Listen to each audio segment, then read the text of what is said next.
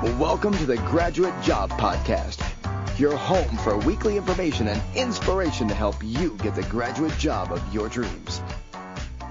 Hello and welcome to the Graduate Job Podcast with your host, James Curran. The Graduate Job Podcast is your home for all things related to helping you on your journey to finding that amazing job. Each episode I bring together the best minds in the industry, speaking to leading authors, graduate recruiters and career coaches who bring decades of experience into a bite-sized weekly 30-minute-ish show. Put simply, this is a show I wish I had when I graduated. And a big hello to episode 107 of the UK's #1 careers podcast. And today I'm joined by author Annbaum as we explore the topic of interviews, and specifically the small mistakes that people make in a job interview that can have big and bad consequences. We delve into Anne's new book and explore how you can make a great impression in a face-to-face interview. We explore the 9 different key mistakes that candidates tend to make so you can ensure that you aren't making them. The face-to-face interview stage is the crucial part of the process. Slip up here and you won't be getting the graduate job. So this is an episode that you won't want to miss. As always, you can find a full transcript and all the links from today in the show notes at graduatejobpodcast.com/mistake. Before we start today, let me tell you about my brilliant new step-by-step online course, How to Get a Graduate Job, which is now live. The first cohort of members are in, and we've had our first private members webinar this week. And I've got to say, the feedback is that they are loving it. They are loving the 8 modules, the 23 video tutorials, the 14 hours of content, and the 20 plus handouts. As one member said, I just love having all the information I need to get a graduate job in one place. If you are serious about getting a graduate job, if you want to turbocharge your job search, if you want to know all the pitfalls and mistakes so you don't make them yourself, and if you want to know exactly what you need to do at each stage of the process to get on a graduate scheme, then head to howtogetagraduatejob.com and sign up. It's an investment in yourself which will pay itself back many thousand times over when you get the graduate job of your dreams. So go over to howtogetagraduatejob.com and sign up now. Okay, let's crack on with the show. I'm very pleased to welcome to the show today, all the way from the USA, Annbaum, author of the new book, Small Mistakes, Big Consequences for Interviews. Anne, welcome to the Graduate Job Podcast. Thank you for having me.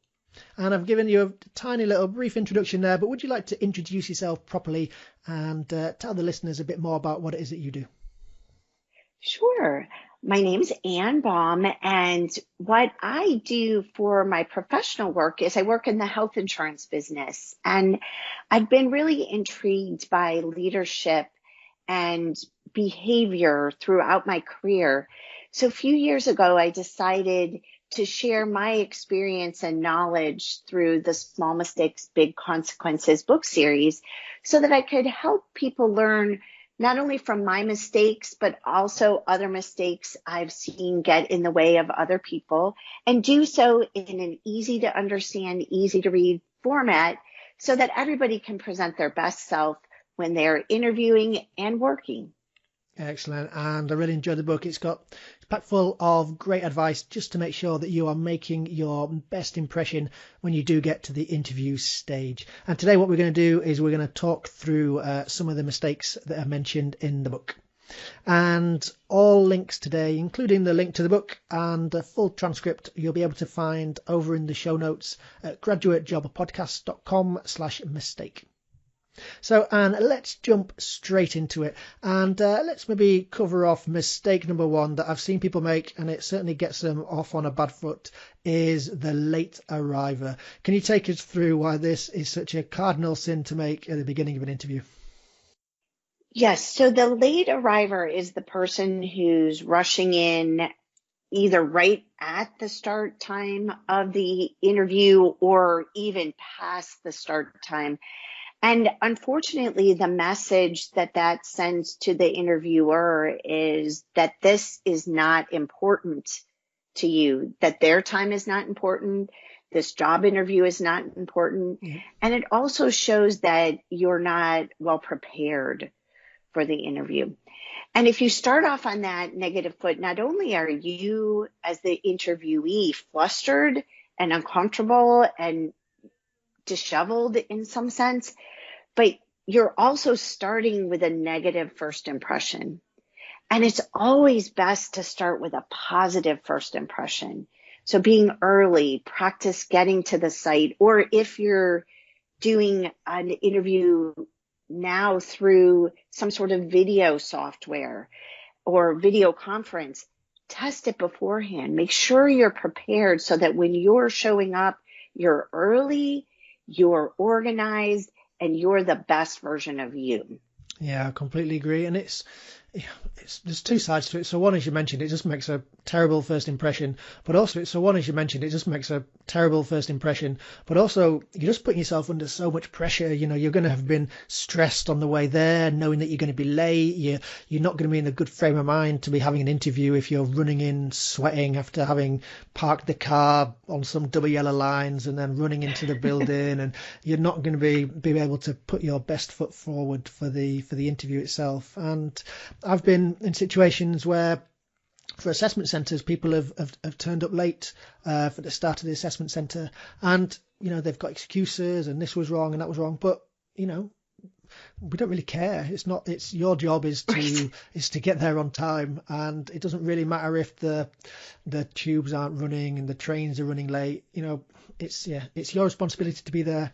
Excuses don't really count at that stage. You just have to, whether it's get there the night before, stay over in a hotel, just to make sure you're not leaving anything to chance, because it's your problem. It's not the interviewer's problem that you're running late. You're exactly right. And the other thing I would add is things do happen. So an accident, a storm, if you are on your way and you know that you're going to be late, call and let them know. Mm-hmm. It does happen. Don't assume that they know that where you're coming from, there's a problem with traffic or a problem with the rail lines or a storm going on. Call them, make sure they still will have time when you arrive, give them a reasonable estimate of your arrival, and just give them the heads up that something came up. That's the responsible thing to do when trouble does present itself. No, completely. That's excellent. So listeners, make sure that you are on time, set your alarms, get where you need to be beforehand, and make sure that you aren't leaving things to the last minute. So let's move on then to mistake number 2, which you term the overconfident overachiever. Can you take us through what this mistake is and why it's so important? Well, the overconfident overachiever, from my perspective, is the person that shows up as they know everything.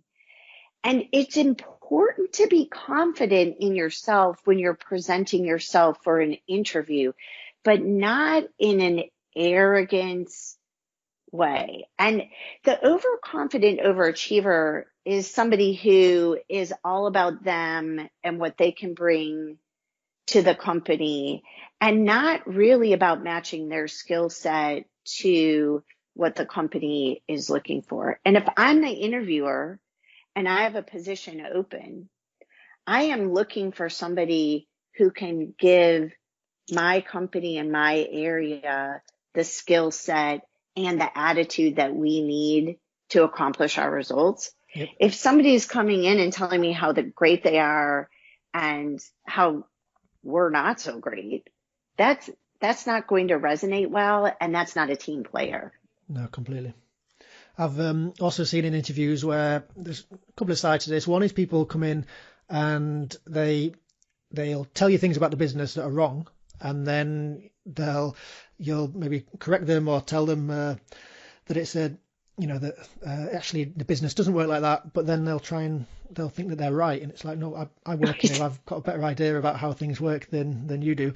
And another side is that people come in and also almost demand about where they want to work. So, they want to work in a particular part of the business. I'm really interested in this strategy work that you do. And it's great to show a preference, but for what you're interested in, but you need to just have the recognition that business needs are going to trump your specific desire to work in a particular part of the business, and you need to show that you're flexible. Otherwise, as you mentioned, you could come across just as very arrogant. Exactly. And when you're interviewing for a role, that's because you have projects or services that need to be provided to your customers. And when I'm saying you in that regard, I'm speaking as the interviewer.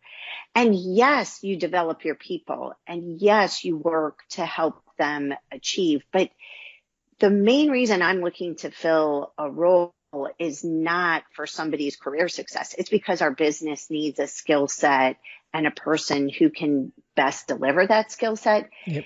And career planning and your, as an interviewee, your rise to the top would be great, but that's not why we have the position open. Yep. No, completely. It's people. You do see that a lot in CVs and cover letters. People just tend to talk a lot about, what they want from the position. I'm really excited about this. I'm really excited about this particular aspect. But as you mentioned, recruiters, they're not charities. They're not here to help you fulfill your career aspirations. It's about what you can do for the business as opposed to what you can get out of the business. So, Some really, really good points there, Anne. So let's move on to mistake number 3 that people make. And I like this. You term it the clueless airhead. So what mistakes does the clueless airhead make in interviews? Well, this is somebody who is not prepared for the interview.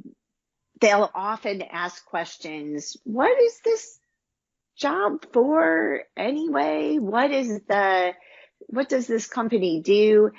They haven't done their research. They haven't looked into the role. And unfortunately, it does not showcase them as an intelligent, valuable potential asset to the company. And the solution, of course, is to be prepared.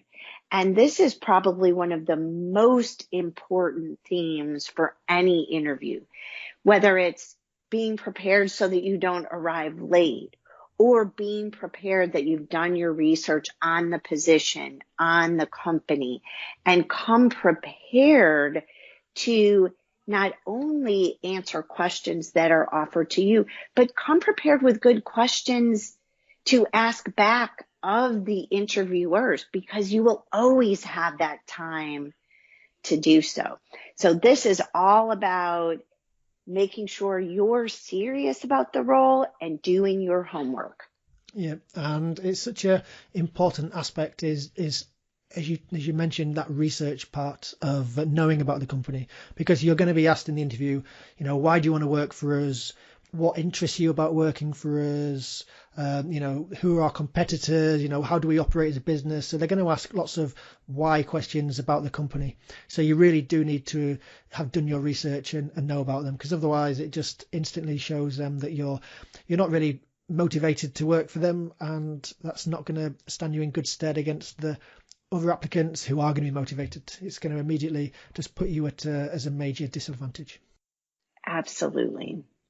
So you talk about mistake number 4, and I've seen someone who doesn't really look at their appearance. Talk us through why this is such a no-no in the interview stage.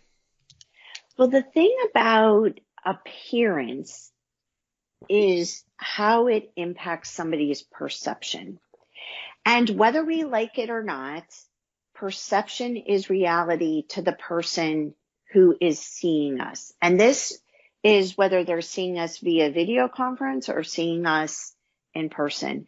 And people are making assumptions instantaneously based on your body language, your appearance, your facial expressions, and only after they have made many assumptions about who you are and how well qualified you are, do they actually listen to what you're saying. It's very important to dress for the part you're saying.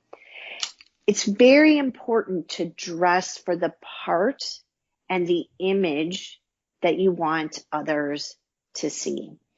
Taking that time to make sure that you've combed your hair, that your clothing is neat, that it's well put together, that you can move in your clothing. If this is an in-person meeting, practice sitting down in it, standing in it.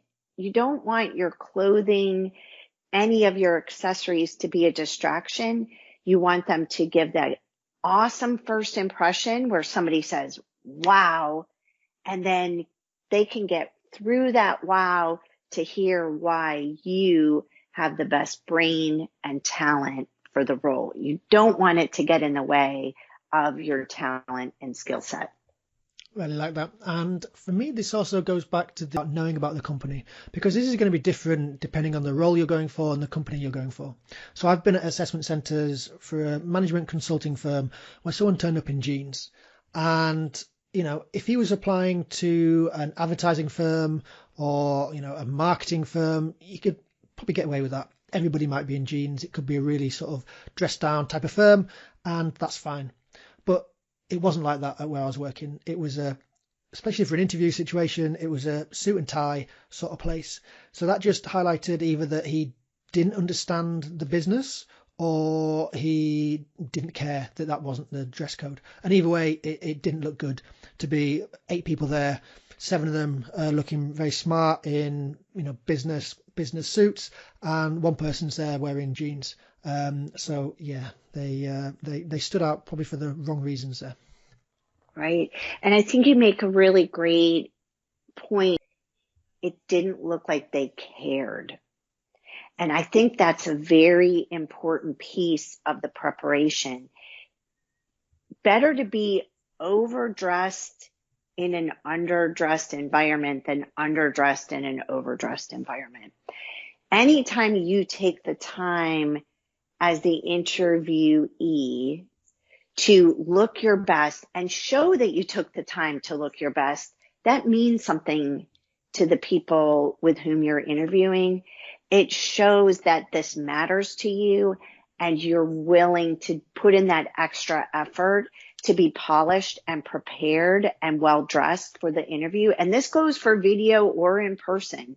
People can, if you're at home on a video interview, don't show up in a t-shirt. Yep. Take the time, put the suit on, put the dress on, look the part you want them to see you playing. You want them to see you playing for them.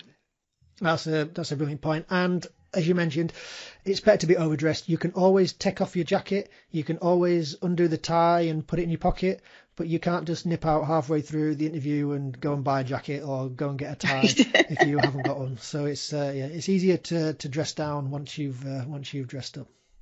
Mm-hmm. So let's move on to mistake number 6 in the book, and you talk about this one as the text talker, verbose verbalizer, or casual conversationist. So I had to put my teeth in to say those. Could you talk us through this one, Anne? This is all about the words that you are using when you're in the interview. And it's really important to be able to clearly communicate with the interviewers. And I've seen some impact on the person that's in the room. Some people think that they have to use really big words because that will make them sound smart. And often, if the word is so big or they haven't pronounced it correctly or they use it in the wrong context, what that does is take away from their intelligence. So speaking clearly, concisely, using normal language is really important. I've also seen people go the opposite way, and that's what I call the text talker. And this is somebody who's in their actual words is saying OMG, OL, LOL, TTYL. It just doesn't make the person sound smart at all. It's way too casual. And depending on the age, smart at all. It's way too casual. And depending on the age of the person with whom you may be interviewing, they may not even know what you're talking about if you're using text abbreviations. So it's really important to focus on speaking clearly, concisely, in a way that others can understand, not going too far, trying to sound really smart using big words, but also not going too casual and using terminology that just doesn't make you sound intelligent. Yep, that's very true. And if you can get it right, though, so say if you speak to people who work at the firm and they tell you, when they describe the firm, think about the words and phrases that they use to talk about the firm. It's a really good way to, if you can replay that language back during the interview situation, then in the furniture already, you understand that, they talk about, do they talk about it being teamwork, or do they talk about collaboration? So if if it's collaboration, if you can talk about collaboration examples and things like that, they'll look at you as if you already fit in. So when you do speak to people at the firms you want to apply to, then just take a real careful note of the language that they use to describe their job and the things that they do. It will stand you in good stead. That is great advice. Moving on then, and I've certainly come across this type of person in interviews. You term him the downlooker. Can you take us through what the downlooker might look like in an interview situation? We talked earlier about body language and how that really impacts the way somebody perceives you. And if you're constantly looking down and not making eye contact with the interviewer, it does two things that can really work against you. One, it doesn't show that you're confident in yourself and comfortable engaging with another person. The other thing it can do is cause somebody not to feel trust with you. And eye contact is a critical component of building trust and building the perception of confidence from the other person. Looking somebody directly in the eye when you're speaking to them is the best way to show sincerity. Now, you do have to be careful to not overdo it and look so intensely at someone that you have you have to be careful not to just stare at somebody and not blink. It's okay to blink. It's okay to look away, but make that eye contact, because that's a way you can really engage with somebody. That's a really good point. And everybody's nervous, and interviewers expect people to be nervous. So don't worry about coming across as nervous, but you do have to, even if it's really difficult, you do have to just push yourself out of that comfort zone, so that you can and are making eye contact with people and just showing them that you have that confidence, so you're able to do it. Otherwise, you are putting yourself at a really big disadvantage. Mm-hmm. Let's move on then to the next mistake that people make, which is, again, I've seen this one in interviews, is the interrupter. What do they do that really puts themselves at a disadvantage? Well, it's pretty easy based on the name of it to figure it out. It is the person who doesn't even sometimes wait for you to finish the question before they're jumping in and answering that question. And the risk with being an interrupter is twofold. One, it can be perceived as rude, and it puts the interviewer in an awkward position.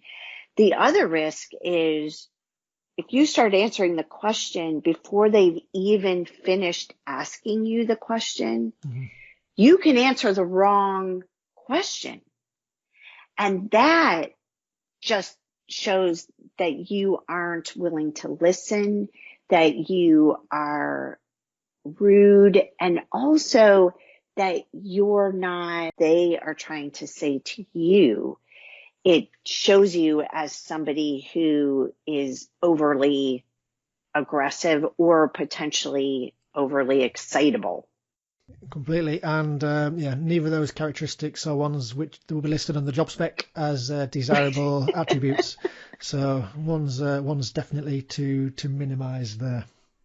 So let's go through a couple more, Anne. And there's one that I've seen, and it's interesting because people do get carried away and maybe err into this one, which is the gushing complimenter. Take us through this one and why this might be seen as a negative in an interview. Compliments are a wonderful thing, and people really enjoy being complimented, but you must be very careful with how you go about interviewees that all they're saying is, "Oh, I just love this. It's great. I can't wait to work here. It's an amazing company. You're an amazing woman. Your office is amazing. The shoes you're wearing are amazing." And it really doesn't have any substance. So if you're going to compliment, make the compliment part of an intelligent answer to a question. Build in sincerity to your compliments. Yep. And don't have that be the main purpose of your conversation. Make your answers substantive and have the compliments be few and far between, but sincere when you make them. Otherwise, they really lose not only, but sincere when you make them. Otherwise, they really lose not only their impact, if you're complimenting everything, Yep. but they also take away from what you have to deliver as a candidate for the position. Focus on your skill sets and how you're a great match for the role, not just gushy compliments during the interview. Yeah, the word that hit the nail on the head for me there was sincerity part of it. They need to be sincere. So if you really do love the office, then definitely say it, but don't be you don't have to go overboard and over the top and love every single thing, because when you get to the firm, you'll find that people maybe aren't as positive and are more honest about different aspects, and you can be too. Right. So time is running away with us, Anne. So maybe one final mistake that people make before we move. So could you take us through the personal shopper? What is a personal shopper, and why do people need to watch out to make sure that they aren't becoming a personal shopper when they get to the interview stage? Well, when we began the conversation, we were talking about why a job is posted and what the interviewer is looking for. And what we, the interviewers, are looking for is somebody to do the job that we're filling in. And we also pay them a salary for that. We have benefits. We have various pieces that come along with the job. But that is secondary to finding the person with the right skill set. Yep. And when somebody shows up in the very first interview and starts asking about vacation time and what the benefit structure is, and really is shopping for the benefits, not the right match for the job, that is very much of a turnoff to an interviewer. When I am looking for somebody for the job, I want somebody who cares about the job, doing it well, and how they will do it well. We'll give them great benefits, but if that's what they're starting with, then I don't think they're serious about the role. No, that's very true. And the interview stage, especially with senior people, isn't the time to be talking about, asking the questions of, how much am I going to get paid? What are the holidays like? It's you need to do that research offline and find out it before you get to the interview stage. As you said, it doesn't cast yourself in a good light. We talked earlier about, it's what you can do for the company as opposed to what are all the things I can get out of the company and how it's going to benefit me. So a really, really good point there for us to finish the main part of the interview on. Lots of excellent mistakes that hopefully listeners will make sure that they don't make in the interview stage. So, Anne, let's move on to our weekly staple questions. So I'm interested in your responses here. So question number 1, what is one book that you would recommend that listeners need to read? Well, I have to say they need to read Small Mistakes, Big Consequences for Interviews. I think it will be very helpful to them. Definitely. And that will be linked to in the show notes over at graduatejobpodcast.com/mistake. And the next question is, what one website or internet resource would you point listeners towards? I really like the articles on theladders.com. They have a lot of great advice about interviewing, especially during virtual times, and I think it's a very helpful website. I've not come across that one, so I will check it out and link to that in the show notes. So thank you for that one.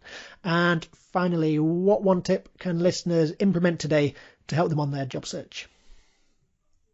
The biggest tip I would provide to the listeners is to be prepared. Do your research, and whether it's from being prepared from your personal appearance to being prepared from understanding personal appearance to being prepared from understanding the company and the job, that will make a tremendous difference in your success. Excellent. Yeah.